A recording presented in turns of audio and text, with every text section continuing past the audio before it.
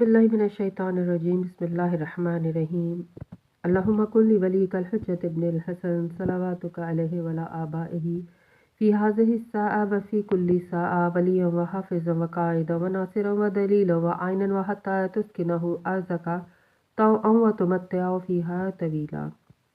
अस्सलामुअलैकुम सामीन, हमारे चैनल ज़िक्र उला में खुश आमदीद।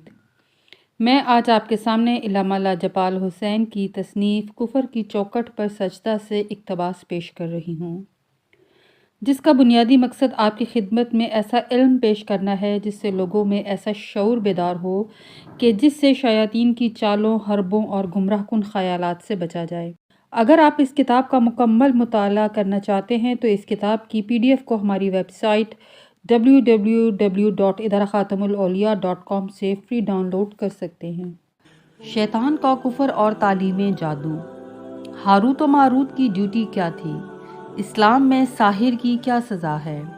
मुसहिफ़ नातिक कौन है?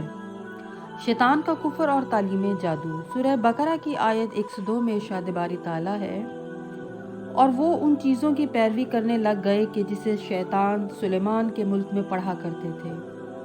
और सुलेमान ने कुफर नहीं किया, लेकिन शैतान ने कुफर किया जो लोगों को जादू की तालीम देते थे, और वो भी जो बाबुल में 2 फरिश्तों हारूत और मारूत पर नाजिल किया गया था।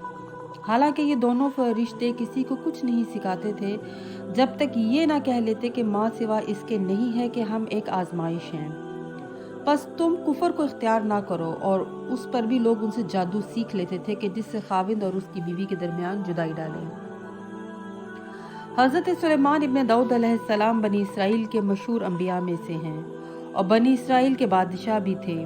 अहले किताब सुलेमान की नबूवत पर इत्तफाक नहीं रखते, मगर अहले इस्लाम आपके नबी होने पर मुत्तफिक हैं। हज़रत दाऊद ने सुलेमान को अपनी ज़िंदगी के आखिरी दौर में जानशीन करार दिया। जब आप बादशाह बने तो आपकी उम्र मुबारक 20 साल थी। हज़रत सुलेमान ने 40 साल तक हुकूमत फरमाई। माबद की तामीर का आगाज़ खरूज मिस्र से 480 साल बाद सल्तनत के चौथे साल शुरू किया और सल्तनत के 11वें साल इसकी तामीर मुकम्मल हुई। इसके अलावा आपने बहुत सी तामीरात की। अहले किताब आपके सहीफ़े वाज़ और कलामात की मशहूर किताब को किताब मुक़द्दस में शुमार करते हैं। लफ्ज़ सुलेमान कुरान मजीद में 17 बार इस्तेमाल हुआ है। बाबुल दजला और फुरात के दरमियान वाक़या एक मुल्क था जिसके दारुल हुकूमत का नाम भी बाबुल था। इस दारुल हुकूमत के खंडरात इराक के शहर हल्ला के शुमाल में बगदाद जाने वाली शाहरा के बाईं जानिब चंद मील के फासले पर वाक़या है। अहले बाबुल जादू सहर किया करते थे और उनका ये रिवाज आम था। हारूत और मारूत ये दोनों फरिश्ते थे। हज़रत इमाम जाफ़र सादिक अलैहिस्सलाम ने फरमाया कि हज़रत नूह के बाद जादू का ज़ोर हो गया। अल्लाह ने ये 2 फरिश्ते उस ज़माने के नबी के पास भेजे जिनका मकसद उस ज़माने के सहर को ज़ाइल करना था, और उस नबी ने लोगों को अल्लाह की मंशा से आगाह किया। और ये फरिश्ते लोगों को जादू का दफिया करना सिखाते थे और जादू का तोड़ करने से पहले लोगों को ये बता देते थे कि जादू हराम है, ये नहीं करना। इस आयत का मफहूम ये बताता है कि ये लोग अल्लाह की किताब के बदले जादू की पैरवी करने लग गए। ज़माना सुलेमान के शयातीन जो कुछ पढ़ा करते थे वो बाबुल के फरिश्तों ने जो कुछ बाउनवान आजमाइश तालीम किया था, यहूदी इनका इत्तबा करने लग गए। इस आयत मुबारका में अल्लाह ने यहूदियों के जादू के 2 बुनियादी तरीके बयान किए हैं। अव्वल तरीका यह है कि शयातीन जिन्नात जो हर वक्त दरबार में हाजिर रहते थे उनके ज़रिए सहर सीखा गया था। हज़रत सुलेमान के अहद सल्तनत में जादूगरों का एक मजबूत गिरोह पैदा हो गया था।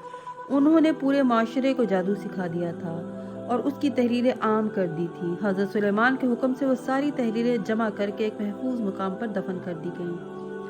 आपके इंतकाल के बाद कुछ साहिबान असर लोगों ने उन तहरीरों को दोबारा बाहर निकाला और नए सिरे से मुआशरे में राइज कर दिया, और ये ऐलान किया गया कि हज़रत सुलेमान की हुकूमत इसी जादू के सबब कायम हुई थी और सुलेमान नबी न थे।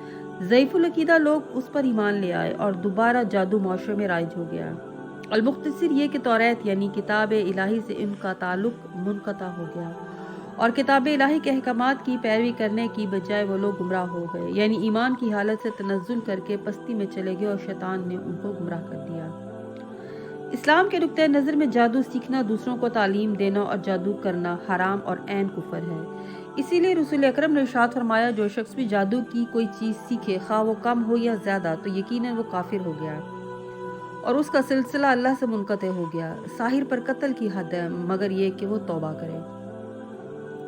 اللہ تعالیٰ نے اول یہ ارشاد فرمایا کہ سلیمان نے کفر نہیں کیا لیکن شیطانوں نے کفر کیا اور یہ وہ شیاطین تھے کہ جو جادو کی تعلیم دیتے تھے۔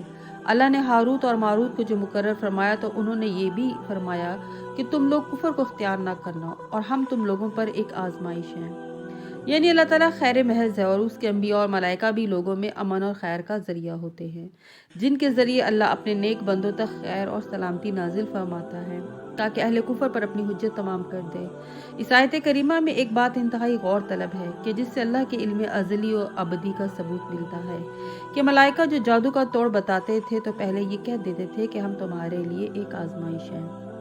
یعنی جو لوگ شیاطین کی وجہ سے گمراہ و کافر ہو گئے اللہ ان کو پہلے ہی سے جانتا تھا، جیسا فرشتوں کی صفوں میں ابلیس کے کفر سے آگاہ تھا اور حضرت آدم کی روح کے حکم سجدہ سے ابلیس کا کفر جو مخفی تھا وہ ظاہر ہوا۔ اسی طرح ہاروت اور ماروت کے ذریعے لوگوں کو پرکھا گیا کہ کون اپنی ایمان کی حالت میں باقی رہتا ہے اور کون کفر اختیار کرتا ہے۔ رسول کریم نے ارشاد فرمایا جو شخص بھی جادوگر یا کاہن یا کذاب کی طرف چلے اور اس کے قول کی تصدیق کرے تو اس نے اللہ کی نازل کردہ آیات سے کفر کیا۔ اس آیت مجیدہ میں اللہ نے فرشتوں کو اپنی حجت قرار دیا ہے اور اللہ کے حکم سے وہ بندوں کو جو تعلیم دیتے تھے اس کا انکار بھی کفر شمار ہوتا ہے کیونکہ وہ لوگ ملائکہ کی تعلیمات کے برعکس اپنے نفس کے تابع ہو کر اللہ کی اطاعت سے خارج ہو گئے۔ سورہ بقرہ کی آیت 90 میں ارشاد باری تعالیٰ ہے ان لوگوں نے اپنے نفسوں کو بری چیز کے عوض بیچ ڈالا۔ یعنی جو بھی برائی اختیار کرے اور اللہ کی حاکمیت سے انکار کرے تو یقیناً ان کا ٹھکانہ جہنم ہے۔ یہودیوں نے توریت کی تعلیمات کا انکار کیا جبکہ اہل کتاب کے لیے توریت پر عمل کرنا واجب تھا۔ اسی طرح اہل اسلام کے لیے حقیقت کتاب کا معنی موصف ناطق علی علیہ السلام ہے کہ جن کا انکار رسول کا انکار شمار ہوتا ہے کیونکہ اس آیت میں عالمین کے لیے عبرت ہے۔